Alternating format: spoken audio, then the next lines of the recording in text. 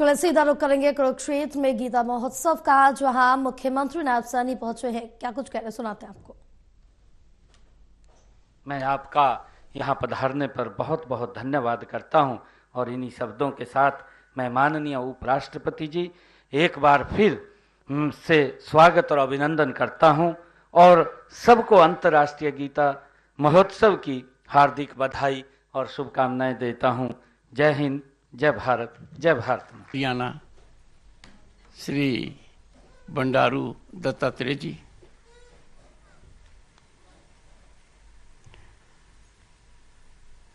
हरियाणा के मुख्यमंत्री श्री नायब सिंह सैनी जी,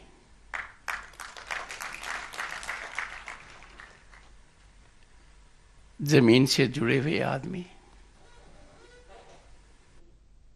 ऐसा चरित्र जो बेदाग है, लगनशील है, पूरी समझ है।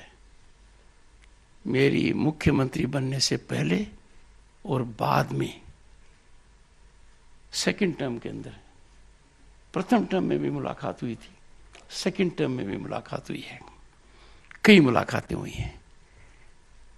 आई am confident as never before कि जो हरियाणा प्रांत असीम संभावनाओं का देश है, ऐसा प्रदेश है जो अपने देश का सिरमौर है। यहाँ की प्रतिभा हर क्षेत्र में अभूतपूर्व है। There will be total exploitation of the talent of every Haryanvi under his leadership। मेरे मन में कोई शंका नहीं है। नायब सिंह सैनी जी निश्चित रूप से कुछ नायाब काम करेंगे, इसके मेरे मन को। स्वामी ज्ञानानंद जी महाराज, मुझे जब पहली बार यहाँ आने का सौभाग्य मिला, मेरी आपसे काफी चर्चा हुई, जिसको कहते हैं ना कि इन्होंने बड़ी अच्छी शुरुआत की और वो शुरुआत निरंतरता से आगे बढ़ती जा रही है। It is on not incremental but virtually vertical trajectory. आपका प्रयास सराहनीय है, आप साधुवाद के पात्र हैं।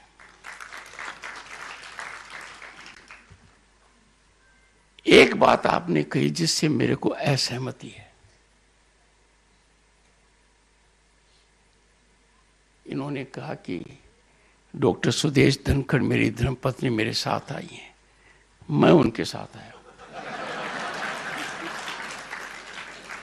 जिंदगी में जोखिम तो बहुत उठाए हैं, पर ऐसा जोखिम उठाना मेरे बस में नहीं।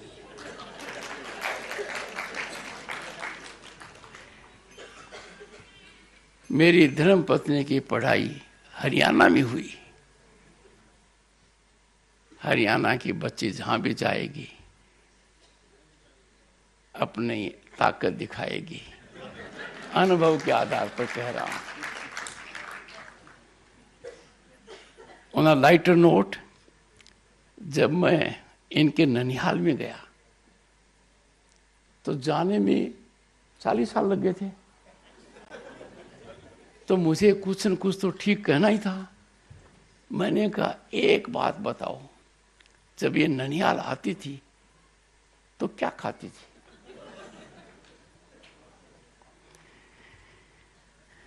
मेरा लगाव तो इन बातों से है ही, पर डॉक्टर सुदेश धनखड़ का बहुत है। विगत 3 दिनों से उपराष्ट्रपति भवन के परिसर में आदरणीय श्री पुंडरीक गोस्वामी जी महाराज के द्वारा ऐतिहासिक श्रीमद् भागवत सप्ताह का आयोजन हो रहा है। आपने इसमें किया। आज श्रीमद् भागवत का तृतीय दिवस था। प्रातः ऊर्जावान होकर आ रहा हूं। अद्भुत ज्ञान की प्राप्ति हुई। It was very thought provoking. एक संवाद निकल कर आया पुंडरीक महाराज जी के मुख श्री से। जीवन की विपरीत से विपरीत परिस्थिति में जब संग अच्छा मिल जाए तो बहुत कुछ हासिल किया जा सकता है।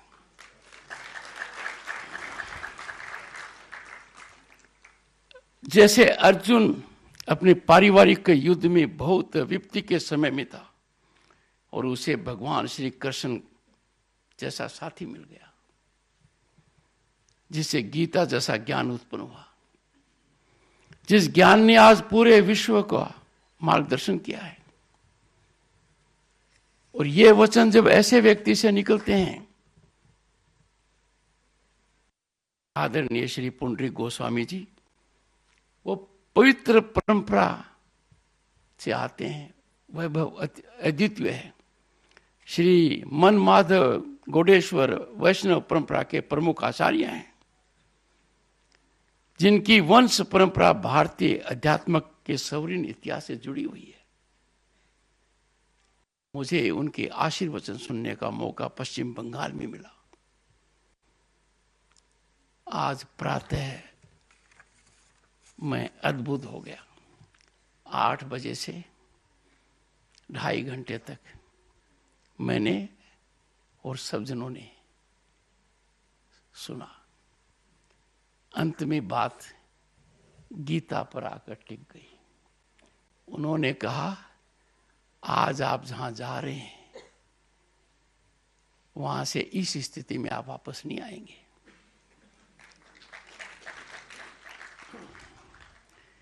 आज पवित्र भूमि कुरुक्षेत्र पर आकर,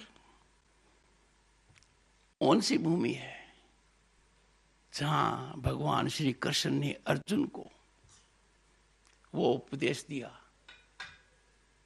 जो हम सबके लिए रास्ता दिखाने वाला उपदेश है। It will be a moment ever cherished by me. जब उन्होंने कहा कि साथी मिल जाए, तो मुझे लगा कि साथी या सारथी बहुत निर्णायक भूमिका निभाते हैं। आपके प्रांत को जनता का साथी और सारथी नायब सैनिक के रूप में मिल गया है। और गत 10 वर्षों से अधिक इतिहास को रचित करते हुए 6 दशक के पश्चात प्रधानमंत्री नरेंद्र मोदी जी को सारथी देश का बनने का सौभाग्य मिला है। ये घटना 60 वर्ष बाद हुई है। साथी और सारथी की सार्थक भूमिका कितनी निर्णायक होती है, वो भारत ने 10 वर्ष में देखा है। अकल्पनीय आर्थिक प्रगति, अविश्वसनीय संस्थागत ढांचा, जो न सोचा था वो दर्जा भारत को मिल रहा है। भारत की आवाज आज बुलंदी पर है। दुनिया की हम महाशक्ति तो है ही, पर हमने एक रास्ता चुन लिया है, और रास्ता चुन लिया है विकसित भारत का एट 2047। विकसित भारत अब सपना नहीं है। विकसित भारत हमारे सामने का लक्ष्य है। इस लक्ष्य को प्राप्ति में हमें गीता का वो ज्ञान ध्यान में रखना पड़ेगा। जो एकाग्रता अर्जुन ने दिखाई थी, अर्जुन की नजर मछली पर नहीं थी, अर्जुन की नजर मछली की आंख पर भी नहीं थी, अर्जुन की नजर अपने लक्ष्य पर थी, पुपिल पर थी।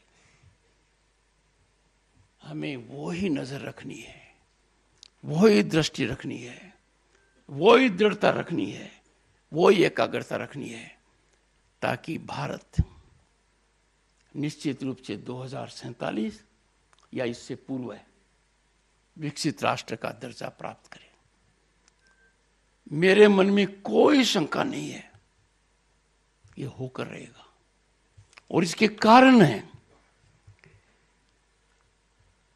कि आज जो भारत में कुछ हो रहा है, मैंने 4 दशक की राजनीति में काफी देखा है। संसद सदस्य रहते हुए, केंद्र में मंत्री रहते हुए 35 साल पहले कंपन महसूस किया है। मैंने भारत का सोना, वो भारत जिसको सोने की चिड़िया कहते थे, स्विट्जरलैंड के 2 बैंकों में गिरवी होते हुए देखा है, साख बचाने के लिए। हर परिवार जानता है गहने तब गिरवी रखे जाते हैं जब हालात चिंताजनक है, गरिमा बचानी होती है। और उसका कारण क्या था? हमारा विदेशी भंडार $1 बिलियन के आसपास झोले खा रहा था। आज ये विदेशी भंडार $650 बिलियन, $680 बिलियन, कई बार $700 बिलियन तक पहुंच गया है। एक सप्ताह में 4-5 बिलियन $US ऐड होते हैं। कश्मीर गया था, मंत्री परिषद का सदस्य था, 1990 का समय था।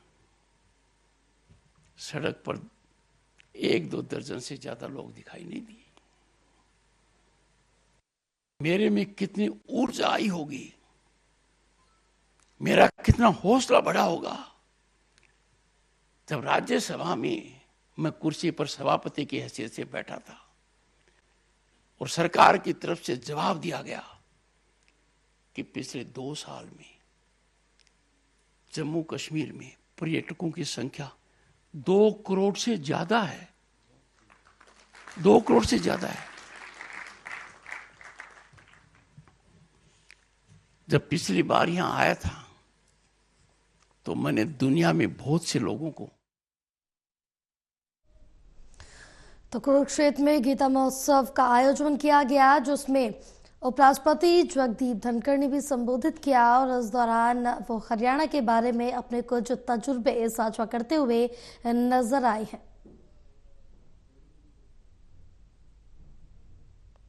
तो इस आयोजन में उपराष्ट्रपति जगदीप धनखड़ पहुंचे हैं, मुख्यमंत्री नायब सिंह सैनी भी पहुंचे हैं, उप राष्ट्रपति की धर्मपत्नी भी इस कार्यक्रम में पहुंचे हैं, जहां काफी उत्साह के साथ ये आयोजन किया गया है गीता महोत्सव का, जिसमें कई लोग हिस्सा लेने भी पहुंच रहे हैं।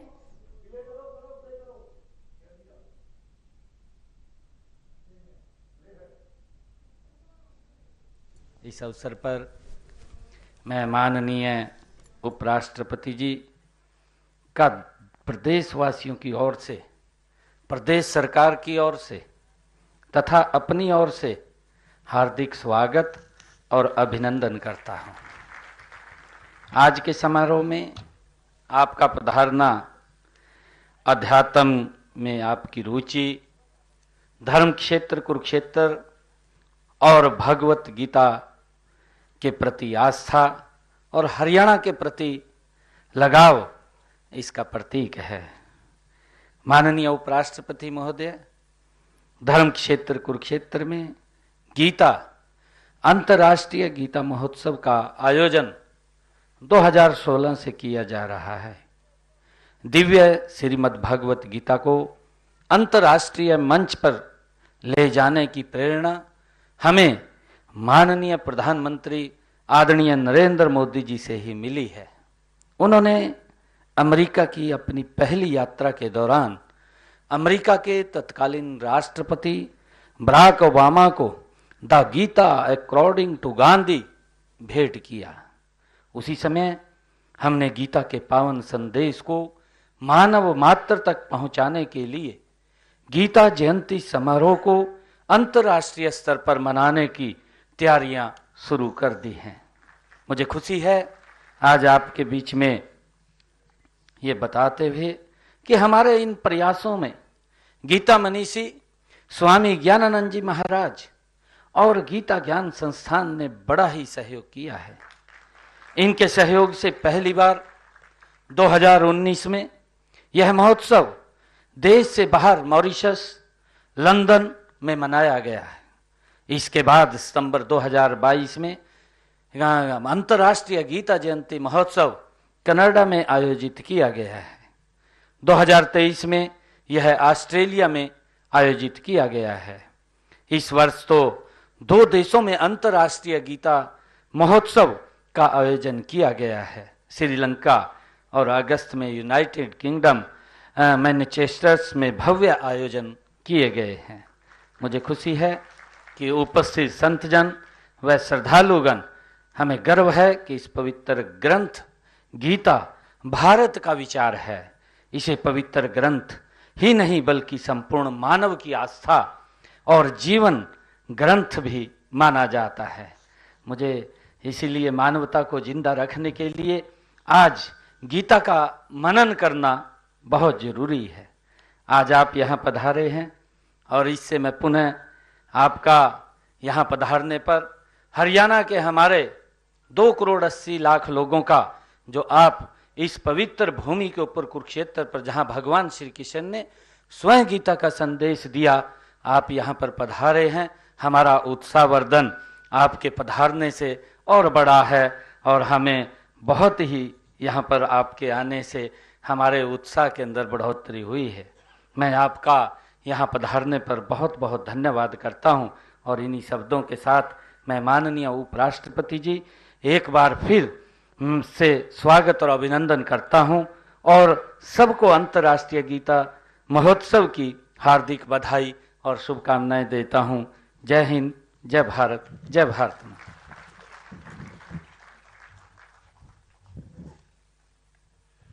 बहुत बहुत आभार माननीय मुख्यमंत्री नायब सिंह सैनी जी का। मैं अब अनुरोध करूंगा माननीय राज्यपाल हरियाणा श्री तो कुरुक्षेत्र में गीता महोत्सव का आयोजन किया गया है, जिसमें मुख्यमंत्री नायब सिंह सैनी संबोधित कर रहे थे और उनके साथ उपराष्ट्रपति जगदीप धनखड़ भी यहाँ मौजूद हैं।